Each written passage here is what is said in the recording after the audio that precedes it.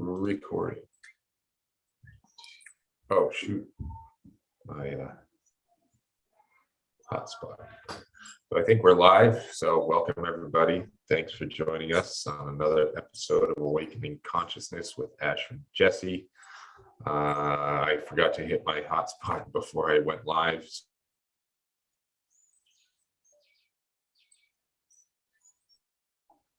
And I think I'm back. So welcome, everybody. Thanks again for joining us on another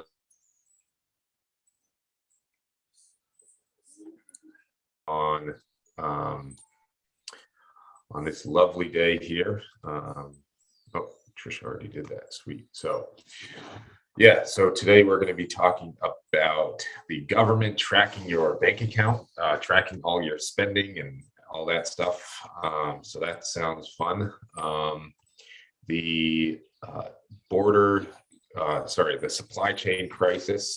There's some talk about the National Guard helping with the supply chain in unloading cargo ships and that kind of stuff at the ports.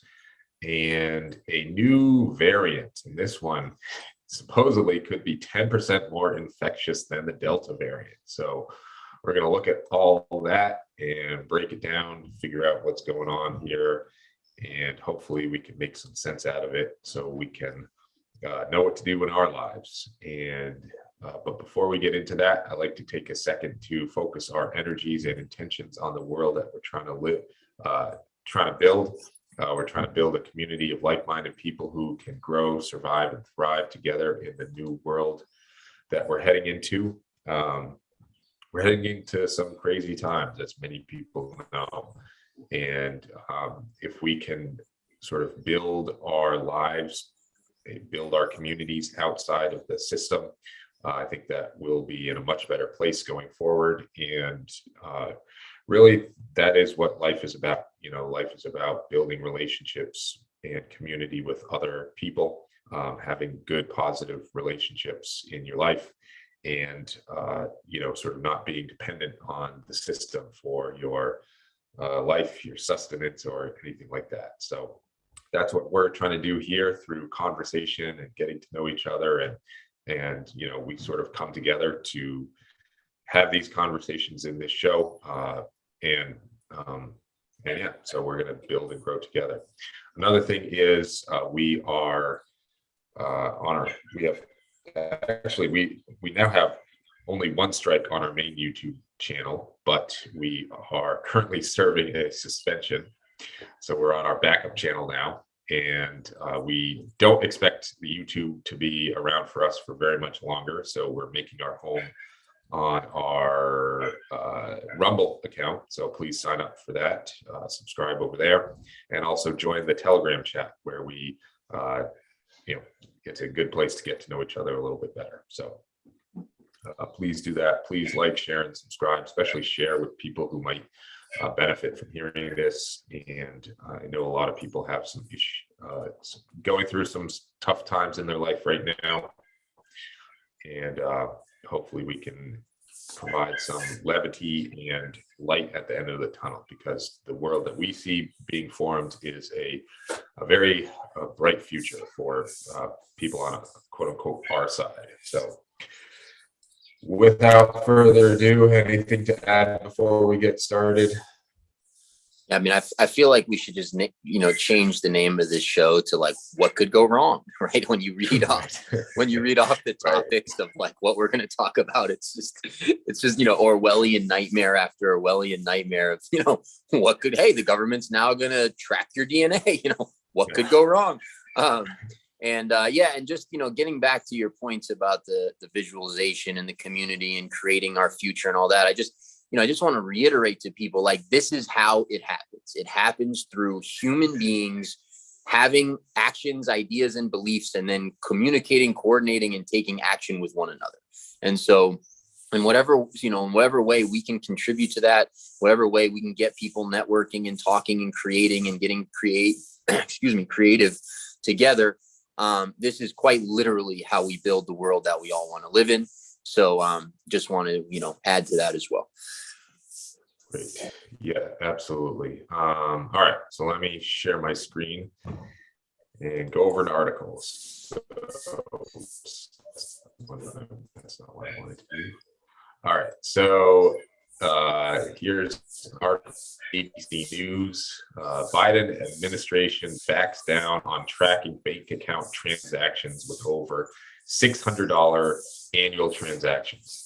So it's important to note that it's not an individual transaction of over $600. It's $600 in annual transactions. So if more than $600 comes into or out of your bank account in a year, so that's not a lot of money. That's like less than $2 a day. If that comes into your money, into and out of your account for over the course of the year, they want to know about this, and they want the banks to report this activity to them. So, but they're going to back down. So isn't that good news? Well, let's see. So the Biden administration on Tuesday backed down on a controversial proposal to direct the IRS to collect additional debt on every bank account that sees more than $600 in annual transactions. After widespread criticism from Republican lawmakers and bank industry representatives who said the tax enforcement strategy represented a breach of privacy. So in other words, if there are more than $6 in annual transactions, meaning that we're on to see what they mean, but like if you have more than $600 coming into your bank account that's not related to your W-2 that has been taxed by the time it reaches your bank account, they want to know that. They want to know where you're getting this money, how you're getting it, so they can then tax you, or in other words, steal it, or steal their taxes from you. Instead, the administration and Senate Democrats are proposing to raise the threshold to accounts with more than 2,000 in annual transactions, and any income received through a paycheck from which federal taxes are automatically deducted will not be subject to reporting. Recipients of federal benefits like unemployment and Social Security would also be exempt. So again, we're still not talking about a very large amount of money. So this is probably going to hit, most people, like $10,000 in transactions that aren't related to your W-2 employment. That's pretty much everyone. So they want to know your transaction history, all your transactions, where you're getting your money, where you're spending your money, all of that stuff. They want to know so they can take your money and tax it. I repeat myself. But also, like, are you going to be spending your money on the wrong things? Are you going to be buying things that aren't approved of by the government? Could be legal, or, could be legal things, but not necessarily approved of. So, this is a massive, massive invasion of privacy.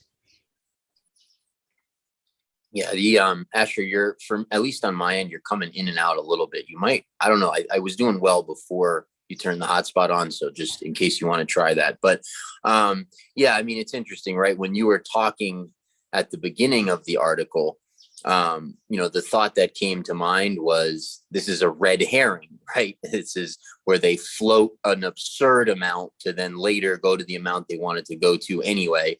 And then as you continued reading the article, my theory was proven correct. So I had taken a note here while you were writing, red herring. So right. So that's what they were doing, right? They threw the 600 number out, get everybody upset, and then lower expectations so that the 10,000 number seems reasonable and is looked at as a compromise type of deal. So, that's interesting. The other piece that's interesting, of course, is just, how this ties into the bigger picture of what we're always talking about, right? So, social credit scores and tracking everything and putting all your data on a chip, including your medical data, and having that interact and communicate with the cloud, and how that plays into smart grids and all the rest of it. This obviously has lots of implications there, tracking your spending, tracking your every move, tracking your money, tracking your activities, making sure, sure, the taxes, absolutely, that's a big component, but also, also just the tracking of you, right? And then that can tie in all that other stuff like social credit score, etc. And then I just kind of want to drive home the point, right? It's like, look at the whole world is in this same system, but we're essentially tax slaves. You could look at it as, right. That would be one way to look at it. And if you need evidence of that, try to renounce your citizenship. Right, the United States government charges you a lot of money. I don't know what the current number is. It was at 3,000. I know it went up. I think it's quite a bit higher than that now.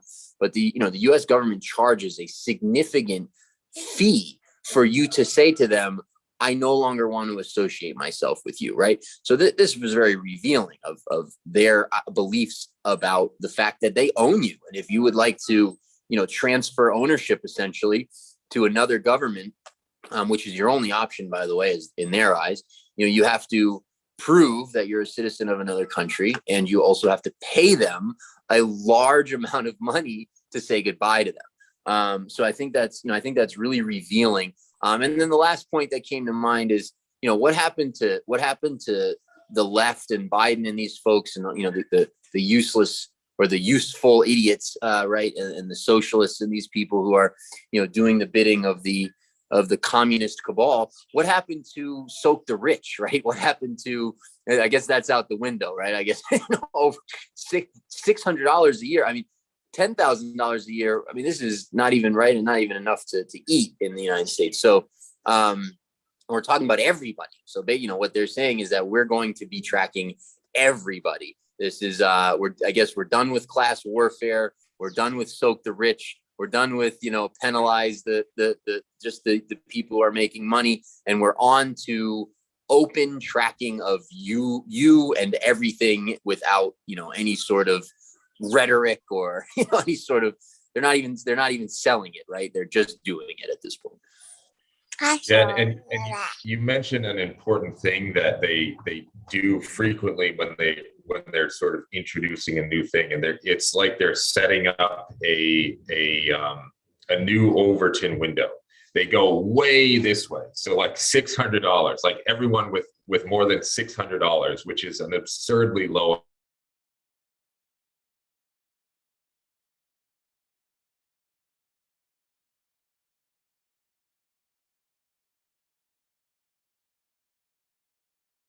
in transactions over the course of the year. That's less than $2 a day. And so they do this massive overreach to this, and then they compromise. Oh, well, all right, we'll do up to 10,000, when the tracking of bank accounts was never and should never be on the table in the first place. But they do this massive overreach, then they pull it back to make it sound more reasonable. And just in doing that, they've then introduced this new concept of, we're going to be tracking everything in your bank account, and that's how they do it. So it's like a clever little trick that they do. And they've been setting up class warfare and all that stuff, but now it's like everyone. And if you go into if you watch yesterday's show about, we talked about the technology that they've used in diabetes treatments with the hydrogel injections that monitor your blood glucose level and are smart enough to transmit that information to a smart device and then release insulin if needed, or not if not needed. They are injecting smart things into your body. That technology exists in mainstream, medical, in mainstream medical stuff. And now, what's in the C19 injections, that's speculation, but we know they have the technology. We know they want to track everything, every little thing. And if you then you put, so we're just connecting dots here, right? So then you connect that to the dollar story, the dollar collapse story, where they're massively printing more dollars, and at the same time that the world is turning away from the dollar through the U.S. Reserve or for the world reserve currency status, which massively reduces the demand for dollars. That means that there's going to be a crash in the value of the dollar, which means that the dollars you currently have buy less stuff, and and then you put that with the agenda of going to a crypto / digital currency, Fed coin or something like that, and it all sort of works together in this same agenda. So they come at this agenda from multiple different angles of tracking your spending, tracking your bank account, injecting you with smart technology, the dollar devaluing, the world reserve currency going away, and into what's coming out, at the end of this, speculation here, but a negative interest rate, digital based currency system. Meaning that you get your currency, negative interest rates mean it devalues over time. The longer you hold it, the more it devalues. And so you're incented to spend it. And then they're going to be tracking where you're spending it, and deciding whether or not you are worthy of getting your next month's universal basic income payment. And so, there it is. It's to me, it doesn't seem like it's that hard to put together. Right. Yeah. And tying back into, it seemed like that, right? For a long time for a lot of us, right? Yeah. This isn't so hard to put together, guys. But yeah, I mean, one of the things too that plays into this, right? It's like the cabal understands how to get shit done, right? They have a lot of esoteric knowledge, right? They understand how the dimensions work. They understand how how we can create things and have them manifest into the 3D world, right? They really have a good handle on that. They've written a lot of books about it, and they've studied that material since time immemorial. Immemorial, is that the right? And they understand that. So what do they do, right? What does the cabal do to successfully to be successful in their goals? Well, first of all, they're very unified, right? So they get together in these secret meetings, right? We've all heard of Bilderberg and others, right? But they get together with each other all the time in these meetings, and they do it very openly in many cases as well, like the World Economic Forum and all sorts of different different events that they hold, and summits and so on and so forth. So they do it very openly. They also do it very clandestinely, both, and everything in between. But they get together and they make plans, and they assign roles, and they have people execute on their plans. So they have a very unified vision. They agree with each other on their vision for the world. Then within their sphere of influence, they then go about implementing it. Right. And they also are very specific in their plans. They literally write books about them, write papers about them, run scenarios on them, plan for them, visualize them, right? Act as if they already exist. All the sort of stuff, right? They're doing all of that. So if we want to read about the visions for the future that are not so hard to put together, we don't have to go any further than their own publications. We can read the books they put out. We can read the UN reports. We can read all the scenario planning. We can read all the summits and all the different events that they're constantly having and releasing material to the public. They quite literally are putting out their game plan over and over and over again. And yeah, part of that, of course, is to sort of play the consent game, right? And say, no, they consented because we told them and they went along with it. Part of it is that. Part of it, there's several reasons, but a huge part of it, a massive, can't be overlooked part of it, is that's how you are successful. That's how you get stuff done. You stay organized. you have a clear vision, you constantly put it out into the universe, and then you execute on it. And that's how they rock. So if we want to create a different world than the one they want to see, because the one they want to see is clear, right? They've been putting it out forever, and it's exactly as you described, right? It's a digital hell, right? It's basically you're semi-human and semi-robot, and they control all the inputs, right? That's where they'd like to head. So that's their vision. Okay, fine. If we want a different future, then we need to get organized the way they're organized. We need to stay coherent in our vision as they are. We need to coordinate and network as they do. We need to be diligent in our execution and do well with the execution as they do, and so on and so forth. And they understand this, right? So this is one of the reasons divide and conquer, right? Keep everybody at odds, everybody with a differing opinion, a differing set of beliefs, a differing vision, if you will, for the future. Because again, we are master creators. We are creators of our own reality. They understand this. They operate under those rules. We're just sort of maybe starting to now. But that's an important piece when we understand sort of how they go about it, and then how we should also be going about it. Yeah, and them putting out these publications and having these think tanks and white papers and all that stuff. It's very easy to see how it doesn't need to be communicated to all levels of people in the plan. All levels of people in the hierarchy. Like people like Don Lemon and Chris Cuomo, they can know what the plan is and go along with that because they're ambitious in their careers as news people. And same thing with the people under them, the people working for them, the people trying to get to their spot. They know what the plan is, they know what the agenda is, and they know what to say and what not to say in order to remain in favor with those people. And so it's not like everyone shows up at the meeting. It's like the few people at the top go to the Bilderberg and the Bohemian Grove and those types of places, but it doesn't take a whole lot of sort of active coordination when you put out these books and white papers of that. The people who want to be involved, they know what's going on and they play ball. And if they don't play ball, then they're out. And they want to be in the club, so they play ball. And so they don't need a talking to or a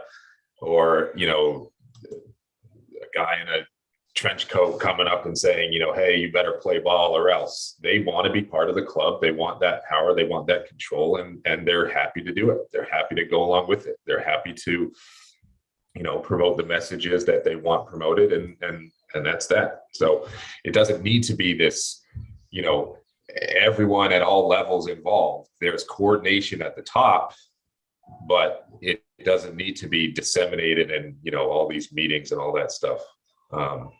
It happens sort of naturally like that. Yeah, that's a great point. That's a thing that a lot of people have a hard time wrapping their heads around. And if you want to understand that point, from a different perspective, why do you think they try to mechanize everything, right? Why do we have this top-down power structure with all sorts of things that are just mechanized throughout the chain? Because that way you can make decisions at the very top that then get implemented all the way down. And to your point, everybody doesn't have to be aware of the long-term plans, the long-term goals, what the strategy is, what they're trying to implement. Each level below the top, a little bit less. It's very mechanized. As you said, they use a reward system that just becomes obvious, right? It's just the culture of the place you work at. Anyone who's ever worked anywhere understands the culture, understands what's acceptable, not acceptable, understands what kind of things they have to espouse, what kind of beliefs in order to get along and be at that place and be successful at that place. So your point is spot on there. And again, this is why we have every aspect of our society is a top-down structure where if you just control the head, you pretty much have the whole thing. That's democracy. That's representative democracy. That's what it's all about.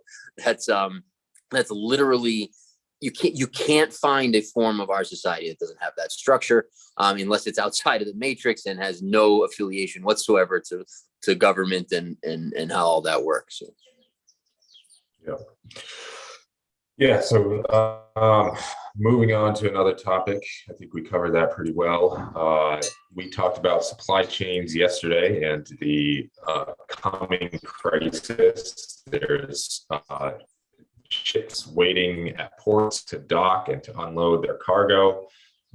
There are, trucker shortages. There are shortages all over the place in terms of, the number of workers who are able to move things around the country. And so here we go. White House explorers is from CNN. The most what could go trusted wrong? name in news. So they tell you that, so you can. Yeah.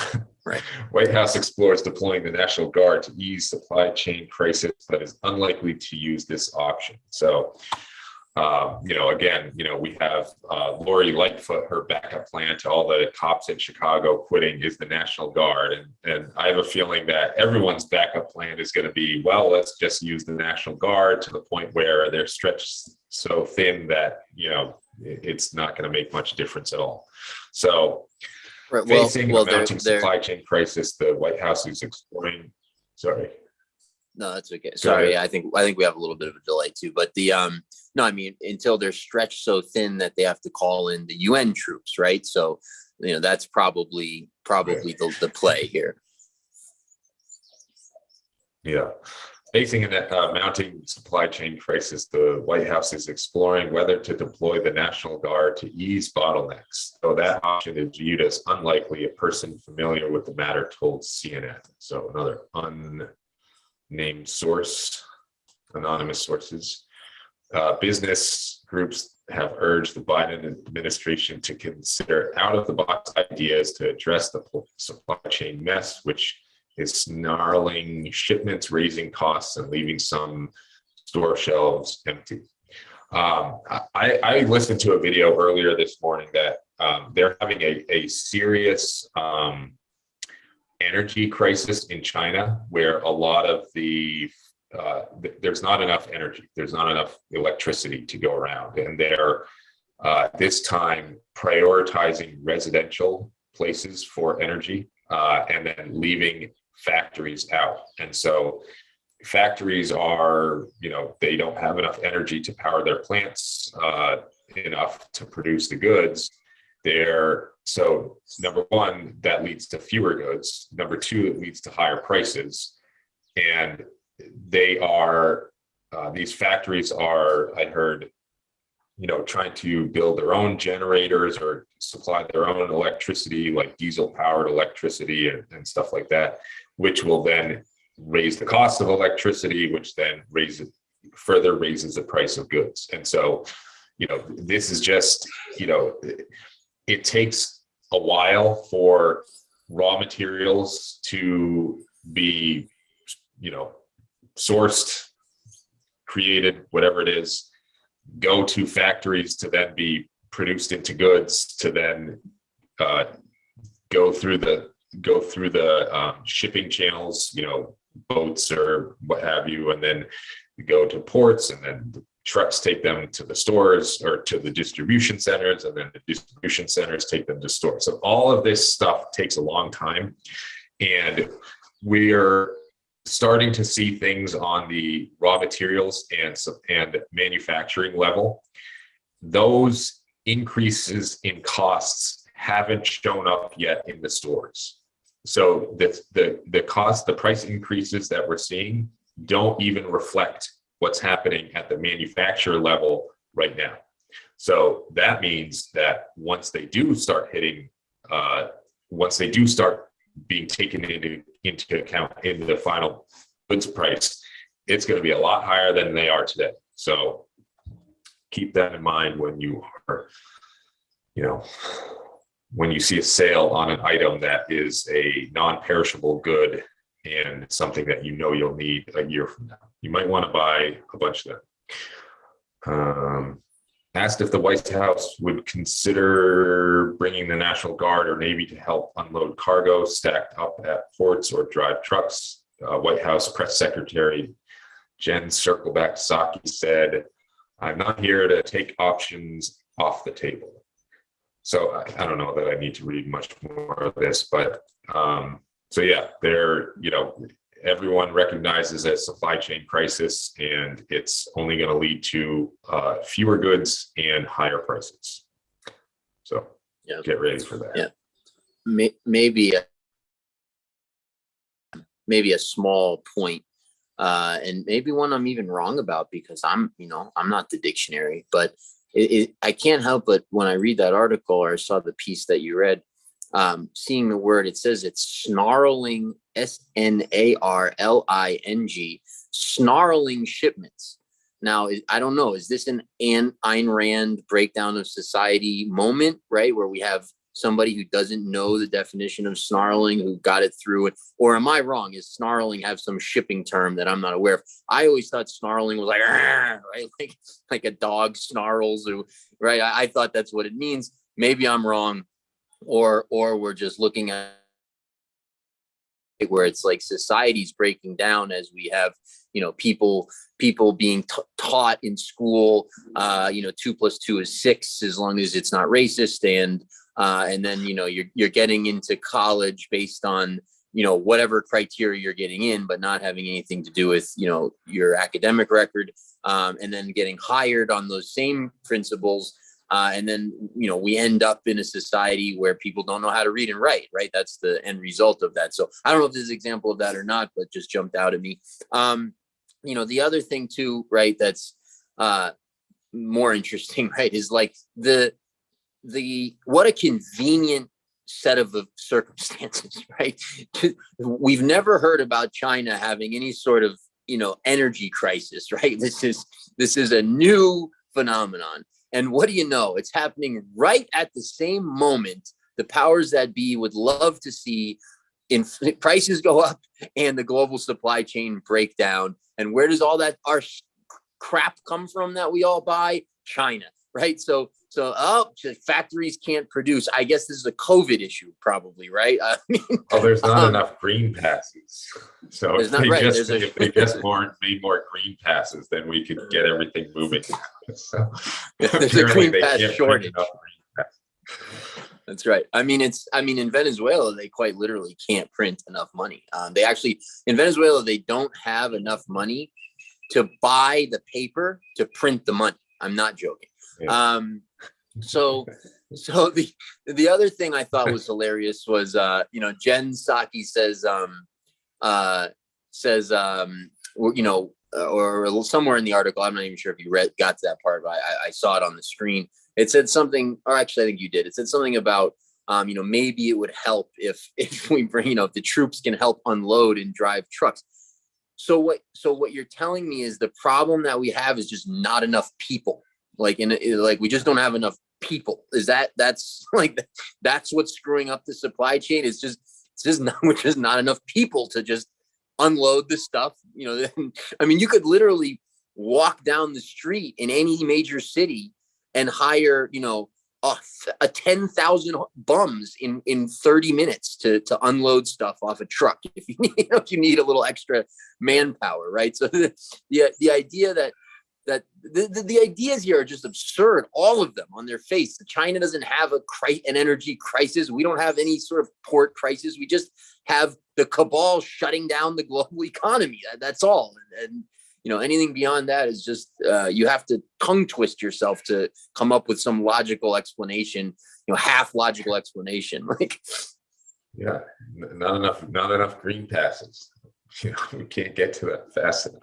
And for those that, literally that was in an article from yesterday, the day before, like they actually blamed something on not having enough green passes, a shortage of green passes. Yeah. It's like the mental gymnastics you have to go through to believe that is, that's Simone Biles level. But also it's the misaligned incentives, so people have spent, the last, year and a half not working. They've been getting their stimulus checks, we've started getting these child tax credits. We're getting, we got $550 a month for So there's our $600 right there to start tracking us. We've gotten $550 a month, and then we got $1,100 this past month for having kids. And I don't know what type of stipulations comes with that money. We didn't ask for it. We don't need it. But for a lot of people, this is like, oh, sweet. Now I have the government taking care of me. And, they don't think that, well, maybe this will run out, or maybe the value of or the purchasing power of this money will decline. People aren't thinking that far ahead, especially the people who are, needing this money to survive. It's like they don't have, let's just say they don't have the time to think about all this stuff. So, well, hey, Asher, let me ask you a question. Historically, when governments just start giving money away, is that usually a good sign for where we're at in the cycle? What usually comes next after governments debase their currency by just printing it and handing it to the people? What usually comes next? Well, the value of the money in circulation decreases, and the price for the goods increase. You can't combine that with the supply chain shortage, and you have a perfect storm for some serious troubles. So again, this goes back to the point of the show and what we've been saying from day one, and for a decade in our private lives, like, become more self-sufficient, localize your supply chains, grow your own food, get out of the cities, and build your community locally. That's the solution. Yeah, and just to drive that point home, like, historically speaking, and this is something both Asher and I have studied somewhat extensively. Historically speaking, when the money supply increases at an incredible rate, like it has been since, you could argue, 1972, but certainly since 2008. You have collapse. It's shortly followed by collapse, and this goes all the way back to Rome and every other empire and country that's ever existed. So, when you're at the point where they're dropping bags of cash out of helicopters, which is where we're at here, you're near the end. Yeah, here is $100 trillion right here. I got $100 trillion in my hand. It's from Zimbabwe, and you probably need a stack of these to buy an egg. So, but hey Asher, but hold on, I have a question. With that $1 trillion, are you rich? $100 trillion. Right.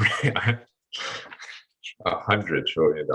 But yeah, this was a gift to me. It means it's it has no value, and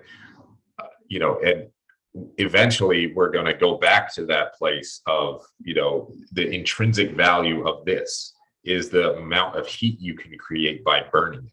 That's the value of this.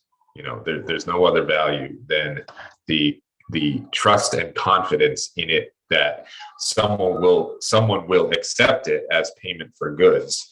And and if the value continues to drop, then people aren't going to accept it. Now, I do think that there will be a time where physical cash will actually have some serious value, especially US dollars. I do think that there will be a time when that does have value. I agree. Especially for people on the unpenetrated people, might have some serious use for some physical cash, because we don't know what they're going to do with bank accounts, as we've gone over. We don't know what they're going to do with credit cards. If are you going to be kicked out of your banks for not being jabbed? Are you going to lose access to your credit cards for not being jabbed? And so I think that for a time, physical cash will actually be valuable. And had a conversation with my wife yesterday about that, and we're taking some steps in our personal life to, we're just taking some steps. And then, so, but yeah, this, it's, things are heating up, that's for sure. Yeah, it's no, I agree with your theory about cash, and I think this is pure speculation, but I think that will be pretty short lived. I don't think that will be a long period of time, but I do think there'll be a period of time. And the reason being just because it's going to be scarce.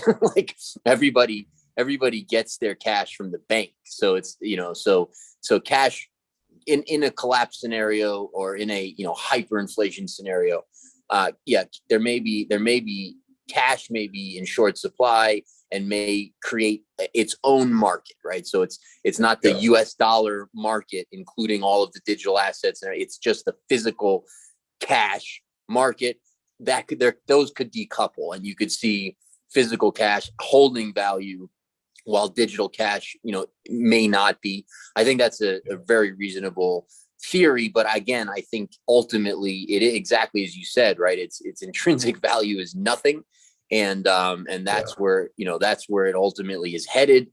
And absolutely have some cash on hand for emergency situations and so on and so forth, but store your wealth elsewhere. Yeah, right. So yeah, so for a period of time, I do believe physical cash will be valuable and will decouple from the digital, whatever they roll out, whether it's special drawing rights, SDRs, or Fed coin or whatever the next thing is.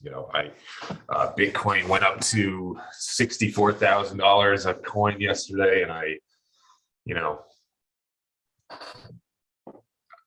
won't get into that. But, all right. Are you secretly a Bitcoin billionaire? Is that what you're? I'm not a Bitcoin billionaire. Although if I had, never mind. I'm not a Bitcoin billionaire or millionaire. I got some kids in the background screaming. Who is this calling me? Anyways, next article. We have not this one. All right, scientists are closely tracking a new variant spreading in the UK that could be 10% more infectious than the Delta variant. So this is super scary, and we have some retard swabbing his nose. Make sure you go all the way up there, Johnny. All the way up. It's like they do this sick joke or whatever it is that they just want to penetrate you, and that's the bottom line. They want to penetrate you, and whether it's through your nose or your shoulder or whatever it is, like they're gonna get inside of you and squirt one way or the other. So I mean, do you remember when the stories were coming out about the anal swabs in China? Yeah, like they had people at the airport like spreading their cheeks like bent over so that government officials could swab their asshole and see if they had COVID. Oh man, yeah. So yeah, that's at the end. That's keeping you safe, baby. Like that's like what it's about for them. They want to penetrate you, and they don't care how they do it. Scientists are closely tracking a new coronavirus variant called A.4.2, a subtype of Delta. Data showed it may be 10% more infectious than Delta, said expert. Cases are low outside of the UK. Former FDA chief and current board member of Pfizer, Scott Gottlieb, called for urgent research on the variant. Scott Gottlieb, who also has a book out on this stuff and is making tons of money, current board member of Pfizer and former FDA chief. So no conflict of interest there, Scientists worldwide are closely tracking a descendant of the highly infectious Delta variant that is spreading in the UK. England's public health authority said in a report on Friday that it was monitoring a subtype of Delta variant called A4.2 or A.4.2, which had infected more and more people recently. I think the A is the way to go. Hey, 4.2. I think that's the scientific term for it. So I want to be scientifically correct here. So, right. And I wonder what they mean by, their tracking and their data shows and all that. I mean, because again, right, as we covered a million times, we won't go over it again. There is no test for any of this stuff. And so they're just, I guess they mean they're computer models, right? Which they put all the inputs into, right? It's a computer model. Yeah. Yeah. So, I mean, it reminds me of like the hockey stick graph in that whole debacle with climate change, where it doesn't matter what data you put into the model, it tells you, you're fucked, right? So with climate change. And so, I don't know, again, right. It'd be great if there was an intrepid reporter to ask a few questions like, hey, how do you guys know that? What's the test you're using to determine that, et cetera, right? Because the answer to those questions are, we don't have one. We're using computer modeling to make predictions based on whatever inputs we've put into our computer model, right? So, great. Could we see that? Are you releasing those data sets? Are you releasing, no, not any of that. So, I mean, watch out for the descendant, it said, of the Delta variant. Trust the science, Jesse. Right. Trust the science. If scientists tell you that it's so, then you've got to trust it because they're scientists, and therefore you should trust the science.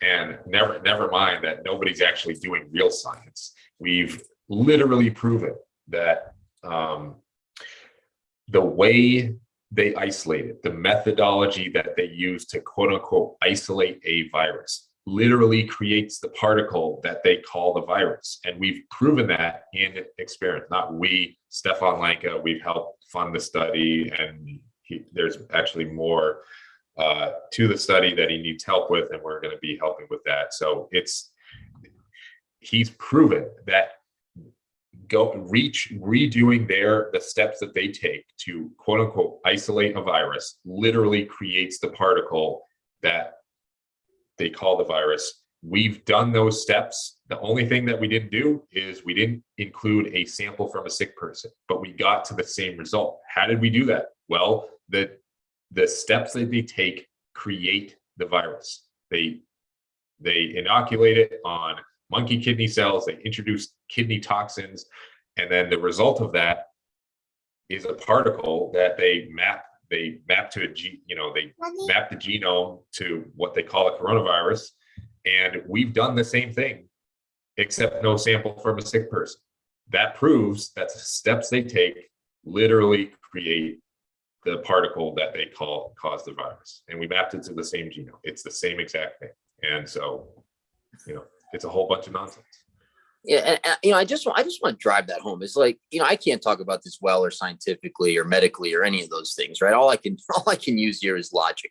And you talk about science, right? You talk about they're not actually doing science, right? It's all fake science. Well, let's look at these scenarios, right? On one side, we have people like your father, right? Who, by the way, I know personally, I got to pick his brain for a couple of hours at Asher's wedding many years ago.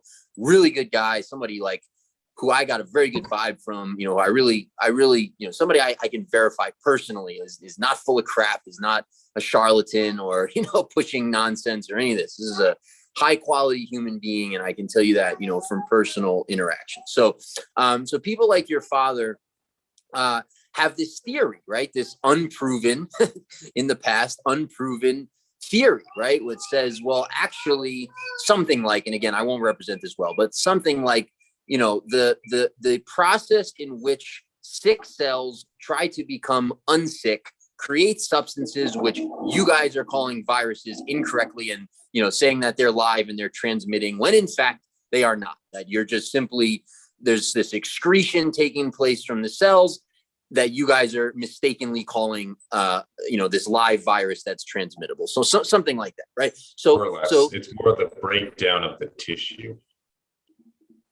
But yeah, okay. It's more or less accurate. Yeah.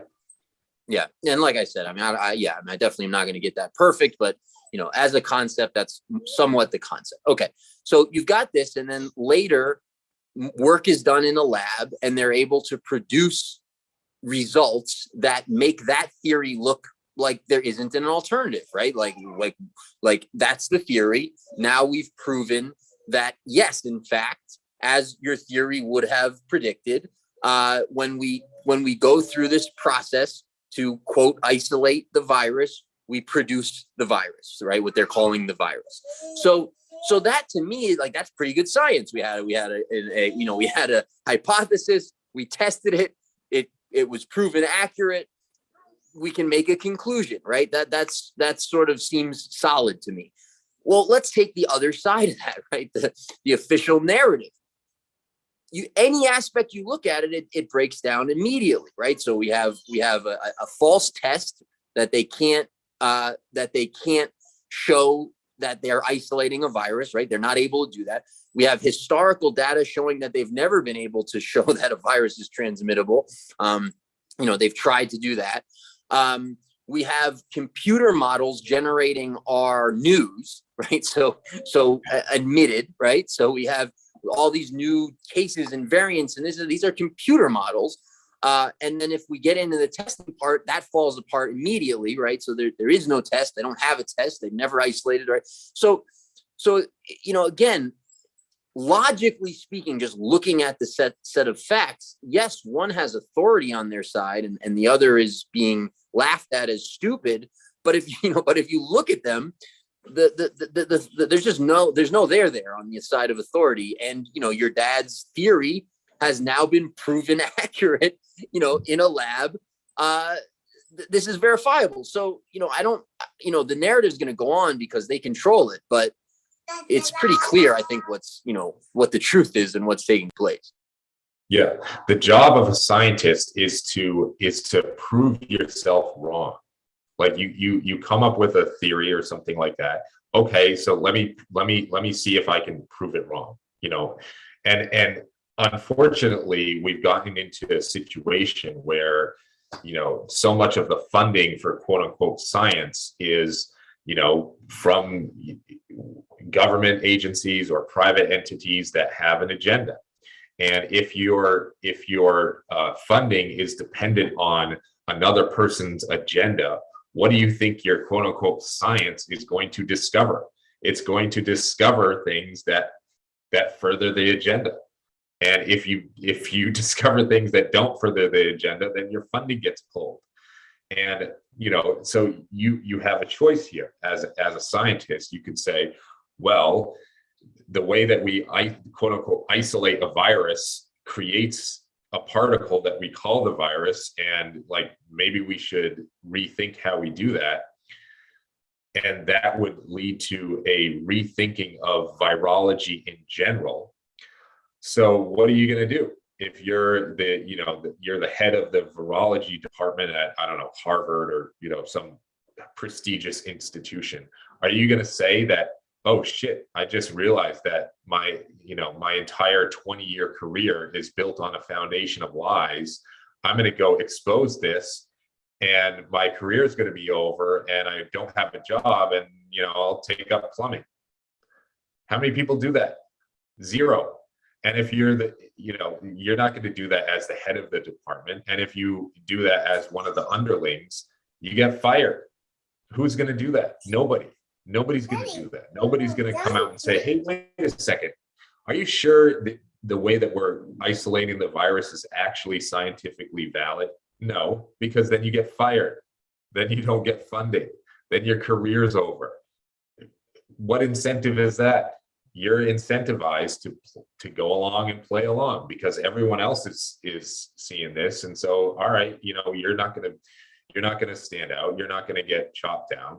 You're just going to go along, get along, and now you're a hero. You're a virologist.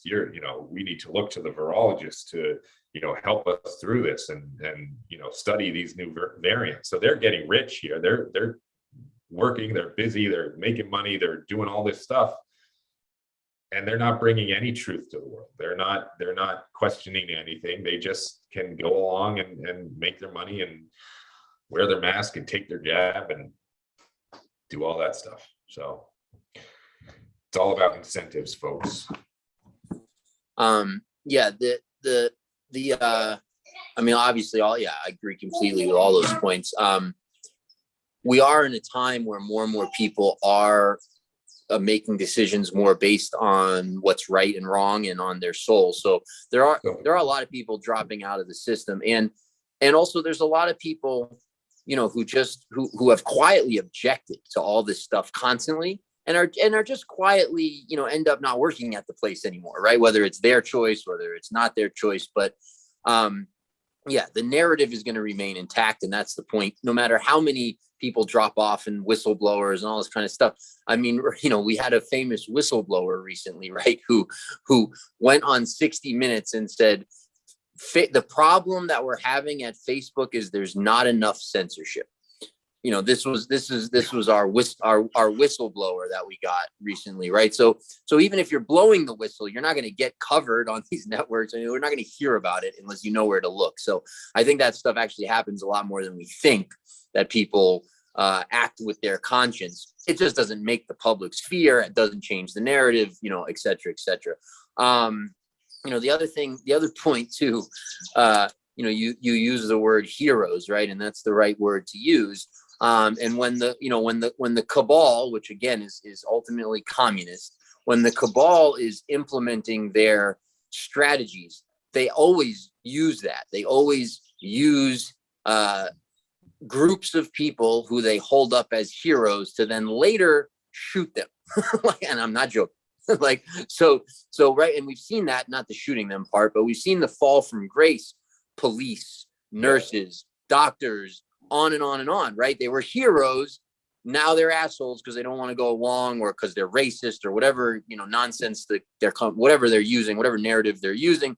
And when the gulags are in place, which they already are, but when they're, when they're in that phase, right, which we've seen countries over and over and over, the people who led the charge get shot. They get killed. And the reason they get killed, they go from hero to dead. And the reason that happens is because if you believe in a cause, right, and you champion that cause, and then that cause wins and takes power, but is really evil as fuck, you're going to realize it, right? You have inside info. You have like an inside track to what that thing is. That's where the whistleblowers come from. That's where the opposition comes from. That's the most dangerous people. So they get shot at the end of the day. So all of these idiots and I use that word very lovingly. I mean it. Like, I don't mean at a soul level idiots, but the people have been duped to be proponents of the political left. They're pushing a world that ends in a totalitarian communist system, and the people who know too much get killed. And that's all these people who are championing these ideas, critical race theory, and and social credit score, all that stuff, climate change, and all of it.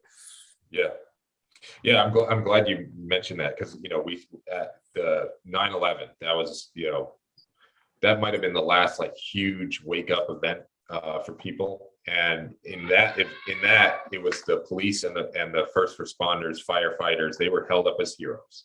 And now police are demonized and vilified and all that stuff. And it's you go from this being put on this pedestal and to the point where it's why would you come out against the narrative if you knew something? You could just go along with it and remain a hero. And that's an attractive offer for people. I'll be held up as a hero. All I have to do is not really say anything, and I can go on and get respect and admiration from a lot of people. That sounds great. All I got to do is keep my mouth shut. And if you say something, then you're not this hero anymore. So where are the incentives? And now it's like, nurses and doctors and all those people, the first responders on the medical side are held up as heroes. And are they going to come out and report something different? Likely not. And so, yeah, then they get demonized later on. And so the other thing that I want to mention is that it was good to see the sort of truth community. I don't know that anyone fell for the Facebook whistleblower recently. I think everyone I saw was, saw right through it from the beginning. Like you don't go from your interview on 60 Minutes on Sunday night comes out to then being interviewed by Congress or whatever it was on Monday. Like that doesn't happen unless it's a coordinated, planned event. Like, did Congress know that she was going to be interviewed, months, if not, weeks, if not months before that, and then, so they could get all the editing and all that stuff. It takes time for these things to happen, and then she goes from 60 Minutes on Sunday to being interviewed in front of Congress on Monday. That doesn't happen unless it's coordinated. Like, it's just absurd on its face. And I'm glad that the truth community saw through that, because it was one of the more blatantly obvious things, in my opinion, that I've ever seen. And there's a lot of things that are pretty obvious to me. And, I don't know, maybe I'm wrong. I've been wrong before. I'll probably be wrong again, but I don't think I'm wrong about this. Your phone buzzing there is me sending you a meme whatever, that you may or may not want to share, but it's funny, and it just sort of speaks to the planning, right? That goes into all this stuff, and it's like a lot of that is hard for people to wrap their head around, right? But you can go all the way back to literally the 1700s and find significant evidence of planning that goes right up until the time we're in now. You can certainly go back to, let's see, that I specifically have knowledge of, mid to late 1800s, and then all through the 1900s, of people warning everybody, right, about this plan that they're aware of that's taking place. And then, with the benefit of hindsight and with the benefit of, being able to monitor things over large periods of time, we get to see were these people right or not.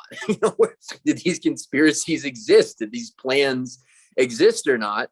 And the ones that I'm aware of have all played out, very closely, if not identically, to the actual whistleblowers. People like G. Edward Griffin, way back in the day, or people like Aaron Russo more recently, and 1.5 million others. You can go all the way back to those letters that I'm going to forget the guy's name that were discovered. But so we get to see, like, was this stuff this guy was talking about in 1950 or 60? Did it happen? Was it accurate? And absolutely, right. So there isn't, if you have a fair mind to look at it, then based on history whether these things are real or not. And unfortunately, there just isn't any question about that. Yeah. All right. I think that's probably a good place to end it for the day. I gotta get going to some other things. But yeah, please like, share, and subscribe. Please subscribe to both of our YouTube channels, because I have a feeling that these aren't going to be the last strikes that we get. Unfortunately, we have the great overlords at YouTube monitoring what people are saying, and they don't like certain things being said. So, we're not very good at censoring ourselves, nor should we be. But anyways, so yeah, please like and subscribe over on our YouTube channels, and also especially over on Rumble. Join the Telegram chat. All of the links are going to be placed below. Anything else to add before we get going? Not at all. Thanks so much for checking out the show. All right.